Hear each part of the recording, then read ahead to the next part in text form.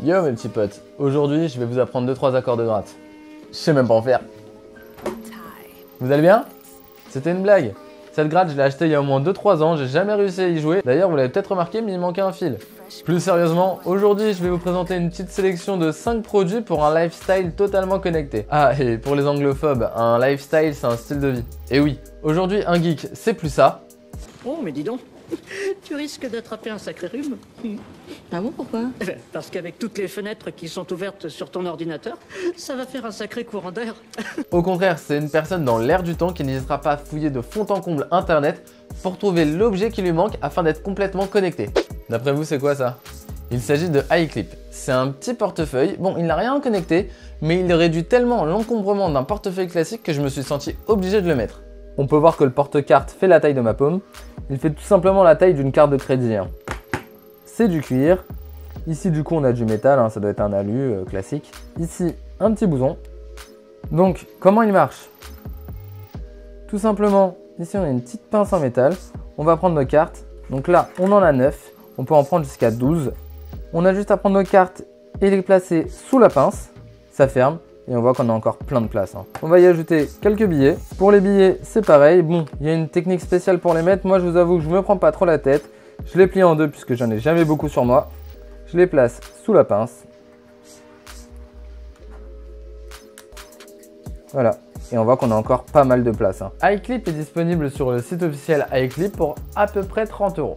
Vous le savez, sur la chaîne et sur le site, je vous ai déjà montré pas mal de montres connectées.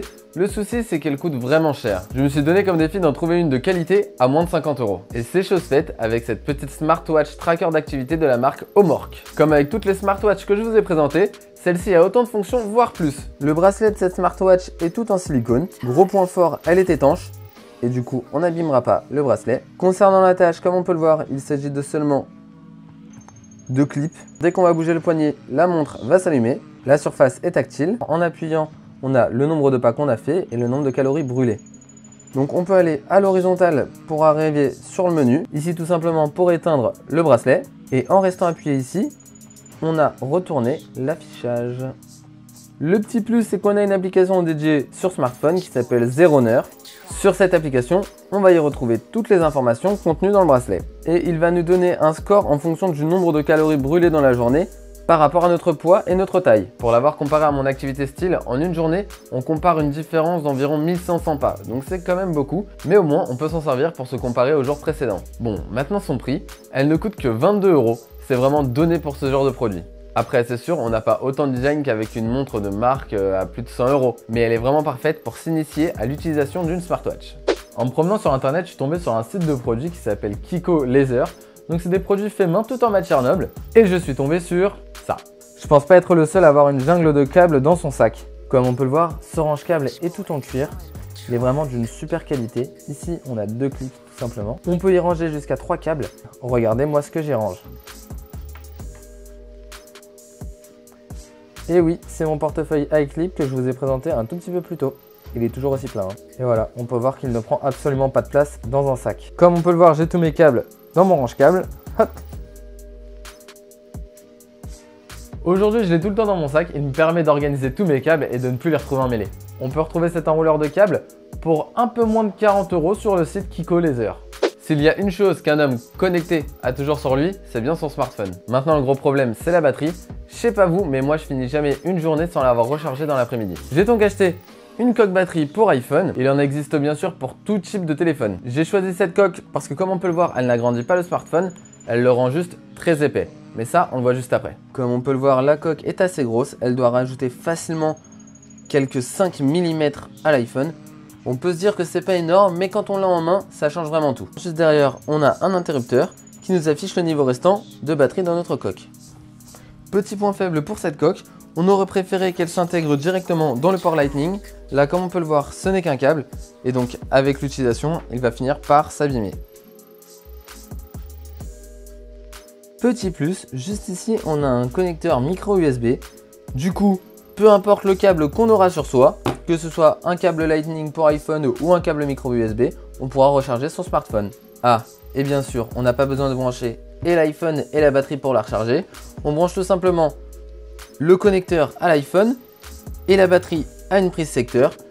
L'iPhone commencera à charger, une fois qu'il sera à 100%, ce sera au tour de la coque. Gros point fort, cette coque ne coûte que 22 €. C'est vraiment un super cadeau à faire pour les fêtes de fin d'année sans se ruiner.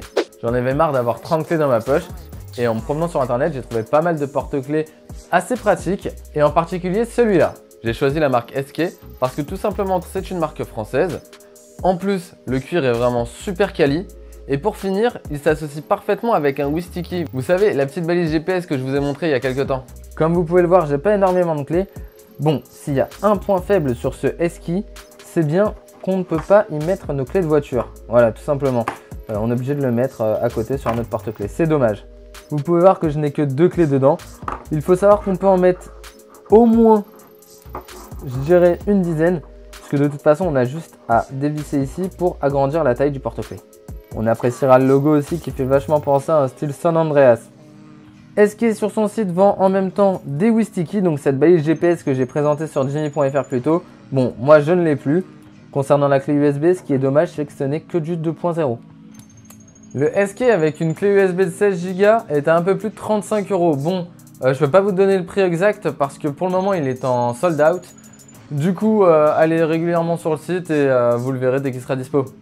C'est tout pour ma sélection de produits. Comme d'habitude, tous les liens sont dans la description. J'espère vraiment que cette vidéo vous a plu. Si c'est le cas, on like, on partage et on s'abonne. Vous pouvez aussi me retrouver sur mes autres réseaux sociaux. Comme d'habitude, c'est Jimmy.fr.